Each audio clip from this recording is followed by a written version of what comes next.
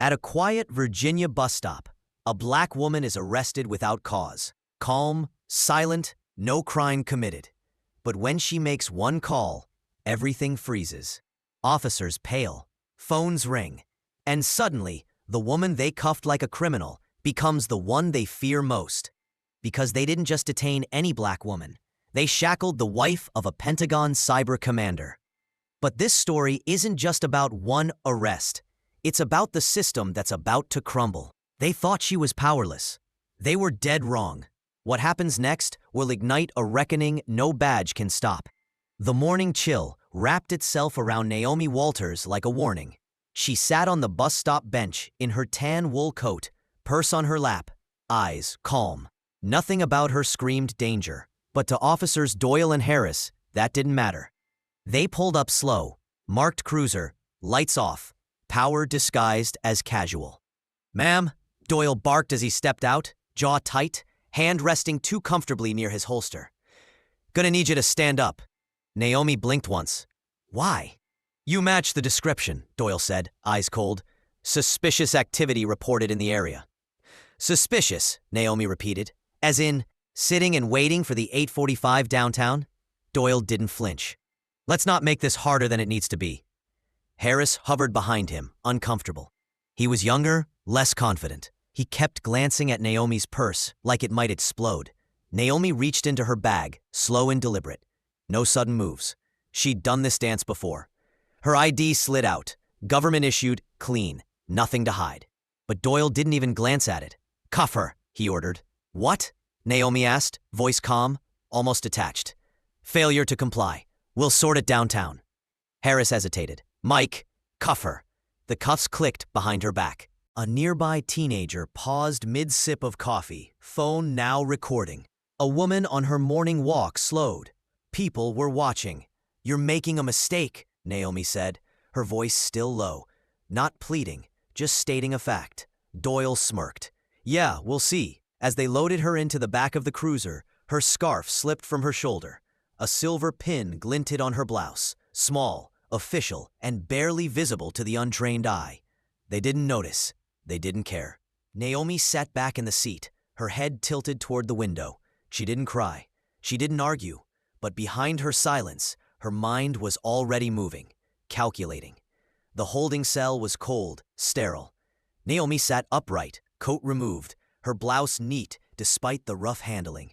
Across the glass, Officer Doyle leaned against the wall, smug. "I told you I'm a legal researcher," she said flatly. Doyle scoffed. "You don't look like one." She didn't respond. "Any priors?" Harris asked, flipping through her records. "None," Doyle grumbled. "She's squeaky clean." "Then what are we holding her for?" Harris asked. "Loitering, failure to comply, obstruction if she keeps talking." Naomi folded her hands. "I'd like to make a phone call." Doyle shrugged. "Later." Naomi nodded. "You'll regret that." Hours passed. When they finally tossed her a prepaid phone, she made one call. It lasted 30 seconds. Her voice was low. "This is Naomi Walters. Badge override. Confirm code 117 beta. Location, Precinct 42. On the other end, silence. Then, understood. Is your husband aware? Not yet. He will be." Naomi ended the call and placed the phone on the bench beside her. Outside the cell, Officer Doyle smirked again. "That your lawyer?" "No," Naomi said quietly, eyes steady. "That was the Pentagon." And right then, the desk sergeant's phone rang, and everything began to unravel. The second Naomi dialed, the air in Precinct 42 began to shift. She said 5 words into the phone. "Naomi Walters. Badge override confirm." Then silence. Doyle smirked. "That your lawyer?" Naomi glanced up, dead calm. "That was the Pentagon." Doyle chuckled. "Right, and I'm the president." But he stopped laughing when the desk phone rang. The sergeant answered casually, then his posture snapped straight. "Yes, sir. Yes, she's here. I understand." He hung up, ghost white. "Get her out of the cell, now!" "What?" Doyle barked. "You morons just cuffed the wife of Commander Marcus Walters, Pentagon Cyber Division."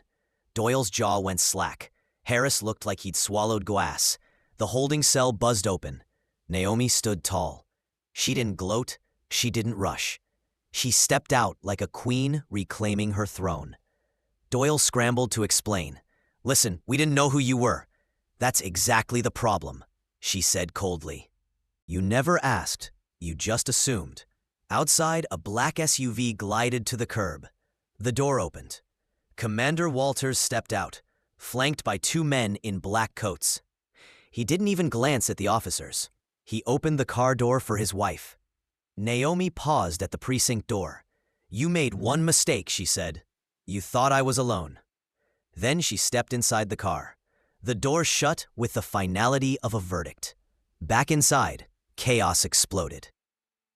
Lieutenant Hargrove called Doyle and Harris into her office. "You just put this entire department under federal review. Do you have any idea who she is?" "Naomi Carter Walters, civil oversight advisor and married to the second most powerful man in the Department of Defense." Doyle stammered. "She refused ID." "She was calm," Hargrove snapped. "You escalated." She dropped a folder on the desk, filled with Naomi's credentials.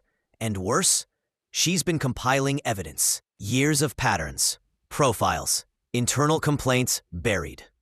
"Is she going to sue?" Harris asked. "She doesn't need a courtroom," Hargrove said grimly. "She has something worse, the truth and the entire country watching." Across the city, Naomi plugged in a flash drive. On it, every name the system tried to erase. Now she had their attention, and she was just getting started. If this story hit you in the chest, don't scroll past. Share it, talk about it, and never stay silent. Subscribe now, because we are not done exposing the truth.